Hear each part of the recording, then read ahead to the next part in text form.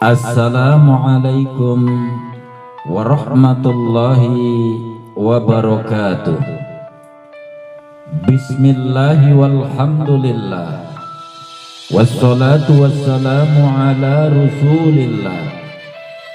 Allahumma salli ala sayyidina Muhammad wa ala ali sayyidina Muhammad.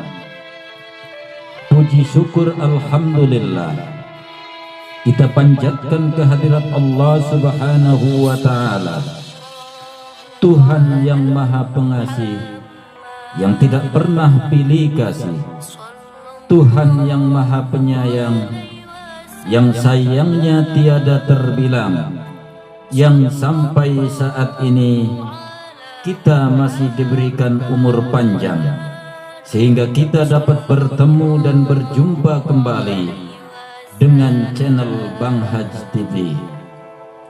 Harapan dan doa saya, semoga saudaraku semuanya senantiasa selalu diberi kesehatan, dilapangkan rezekinya, dipanjangkan umurnya, dan ditetapkan iman Islamnya. Amin ya rabbal alamin. Tema kita kali ini, siapakah temanmu ketika terbujur di alam kubur? Sahabat seiman, seakidah yang dirahmati Allah adalah Sayyidina Ali karamallahu wajhah pernah meriwayatkan bahwa ketika seseorang meninggal dunia, jenazahnya terbujur, maka diadakanlah upacara perpisahan di alam ruh. Pertama-tama ruh mayit akan dihadapkan kepada seluruh kekayaannya yang dia miliki. Kemudian terjadi dialog di antara keduanya. Dahulu saat di dunia aku bekerja keras untuk mengumpulkan kamu, sehingga aku lupa untuk mengabdi kepada Allah Subhanahu wa ta'ala, sampai-sampai aku tidak tahu mana yang benar dan mana yang salah. Sekarang saat aku terbujur di alam kubur, apa yang akan kamu berikan sebagai bekal dalam perjalananku ini? Lalu harta kekayaan itu berkata kepada sang mayit, ambillah dariku itu kain kafanmu, jadi tinggal kain kafanlah harta yang dibawa untuk bekal perjalanan selanjutnya. Sesudah itu sang mayit dihadapkan kepada seluruh keluarganya, anak-anaknya, suami atau istrinya. Kemudian sang mayit berkata, dahulu saat di dunia aku sangat mencintai kamu, menjaga dan merawat kamu. Begitu susah payahnya aku mengurus dirimu, sampai aku lupa mengurus diriku sendiri. Sekarang ketika aku terbujur di alam kubur, apa yang mau kalian bekalkan kepadaku pada perjalananku selanjutnya? Kemudian keluarganya mengatakan, aku hantarkan kamu, cukup sampai di sini, sampai di kuburan ini.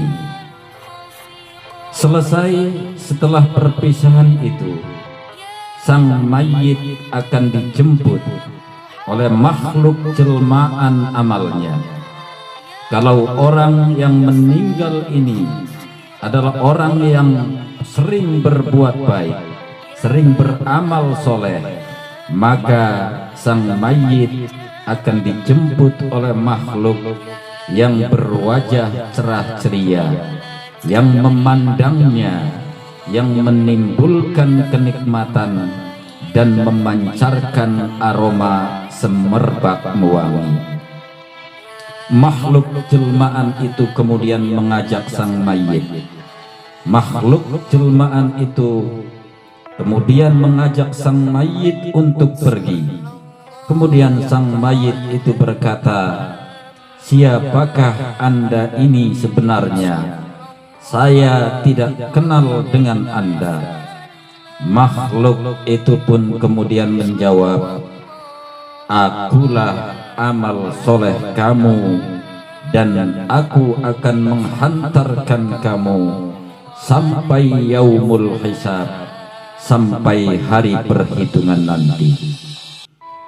Sahabat seiman seakidah, para pemirsa Bang Haj TV dimanapun berada di belahan bumi pertiwi, sebagaimana yang sering dikatakan oleh para ulama bahwa amal-amal kita di dunia ini akan berwujud di alam barzah, di alam akhirat nanti menemani kita.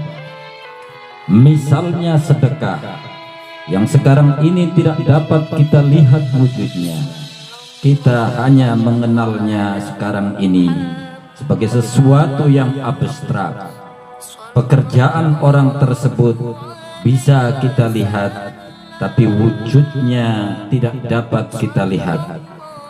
Bahkan yang lebih menarik adalah bahwa amal soleh yang kita kerjakan akan selalu setia menemani kita sampai alam barzah.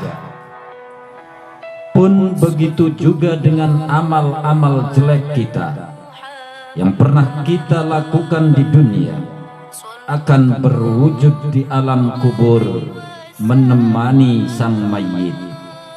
Dia akan berwujud dengan wajah yang sangat menakutkan, dengan wajah yang sangat menyeramkan, disertai dengan aroma bau yang sangat menyengat seperti bangkai.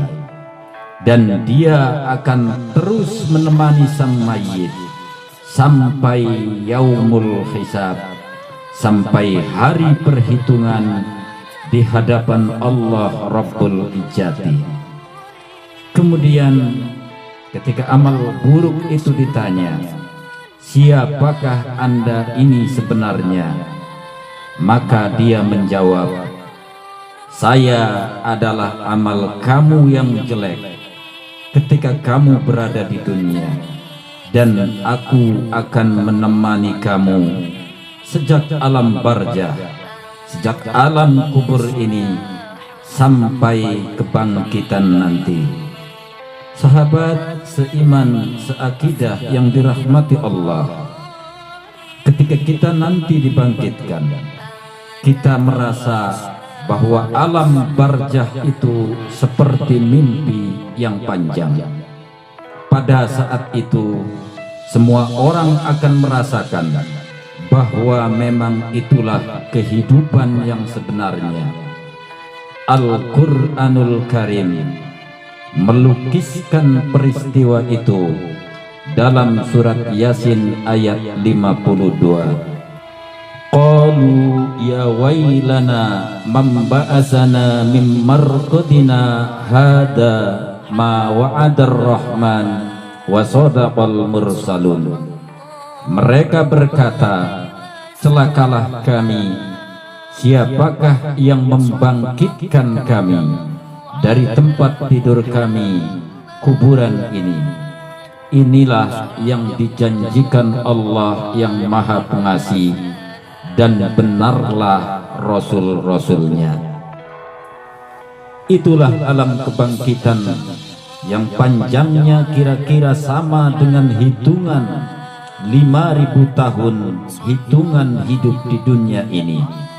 Hanya Allah yang Maha tahu, karena perhitungan panjang pendeknya waktu itu sangat relatif. Apalagi ketika menghadapi alam yang lain, kita sangat susah menghitung berapa lama waktu itu. Bayangkanlah perjalanan panjang bagi orang-orang yang saat di dunia tidak sempat berbuat amal soleh, dia akan ditemani makhluk yang sangat mengerikan, sangat menyeramkan, dan baunya bahkan melebihi bau bangkai. Padahal menurut beberapa hadis Nabi, sedihnya seorang mayit ketika hendak meninggalkan keluarganya melebihi kesedihannya seseorang yang harus meninggalkan keluarganya secara tiba-tiba. Misalnya ketika ia pergi ke luar negeri atau mau pergi menunaikan ibadah haji. Sang mayit pun akan berpisah dengan seluruh keluarganya, bahkan dengan seluruh dunia ini yang pernah dihuninya setelah sekian lama. Setelah berpisah, dia akan hidup sendiri, dilanda oleh kesepian yang luar biasa. Oleh karena itu, beruntunglah kalau dalam situasi kesepian itu dia ditemani oleh teman-teman yang baik. Teman-teman yang baik yang akan menemani kita di alam kubur tidak lain adalah amal-amal soleh yang pernah kita lakukan di alam dunia ini. Wallahu a'lam bishawab. Demikian yang bisa saya sampaikan. Semoga bermanfaat untuk kita semua. Billahi taufiq wal hidayah. Wassalamualaikum warahmatullahi wabarakatuh.